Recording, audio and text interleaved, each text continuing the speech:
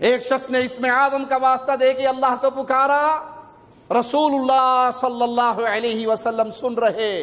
فرمانے لگے یہ واسطہ دے کے اللہ کو پکارنے والا اپنی کوئی بھی درخواست کر دے اللہ ضرور قبول کرے گا۔ ناجائز وسیلے کو نہیں مانتے، شخصیات کا وسیلہ نہ قرآن نے تعلیم دی، واسطہ ہے پنجتن پاک دا، واسطہ ہے پیارے نبی کا، واسطہ ہے بابا جی کا، واسطہ ہے حضرت جی کا، واسطہ ہے حاجن کے دوپٹے کا، واسطہ ہے فلاں صاحبہ کا، نہ یہ قرآن نے تعلیم دی، یہ نہ حدیث نے تعلیم دی، نہ ہم اس کو مانتے ہیں اس کو جو قرآن میں موجود ہے۔ اللہ کے پیارے پیارے نام ہیں، فادعوہ بہا، ان ناموں کے ذریعے اللہ کو پکارو، دو اللہ کو واسطہ اللہ کے ناموں کا۔ صحیح بخاری اور صحیح مسلم میں پیارے نبی صلی اللہ علیہ وسلم کا بڑا پیارا فرمان ہے، صحیح بخاری میں حدیث نمبر 2736 ہے، یاد کیجئے، اور وسیلے پہ بڑی پیاری حدیث ہے، اس کو وسیلہ بنائیے۔ پیارے حبیب علیہ الصلوۃ والسلام فرماتے ہیں ان للہ 99 اسما من احصاها دخل الجنہ، اللہ کے 99 نام ہیں،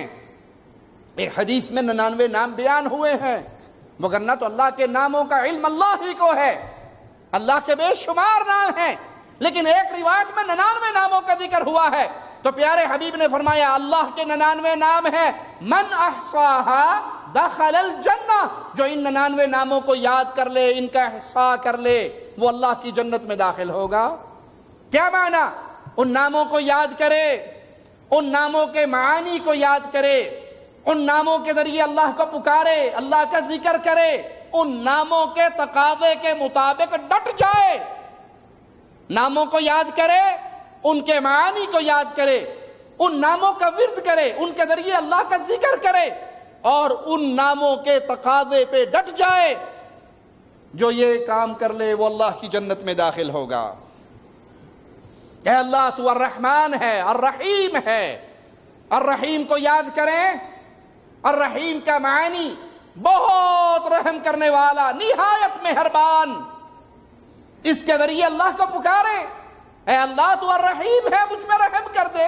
میں اپنی خطاؤں کو تسلیم کرتا ہوں، تجھ سے معافی مانگتا ہوں، اللہ معاف کر دے،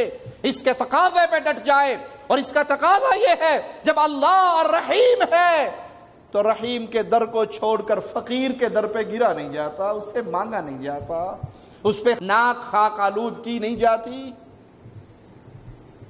یہ اللہ کے پیارے پیارے نام ہیں۔ اللہ القہار ہے، الجبار ہے، الرحمن ہے، العظیم ہے، الکریم ہے۔ اللہ کے ناموں کا واسطہ دیتے جائیں، اس کے تقاضوں پہ ڈٹتے جائیں، اور اللہ کی پیاری پیاری صفات ہیں، وہ صفات خاص اللہ کی ہیں۔ جن صفات کا قرآن و حدیث میں ذکر آیا ہم اس پہ ایمان لاتے ہیں،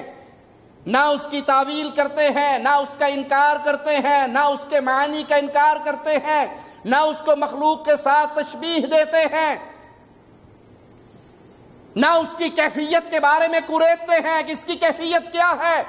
بلکہ ہم اس پہ ایمان لاتے ہیں کہ اللہ کے پیارے پیارے نام، اللہ کی پیاری پیاری صفات جیسے کمال کی ہے، جیسے اللہ کو لائق ہے، لیس کمثلہ شیء، اللہ کی کوئی مثال نہیں۔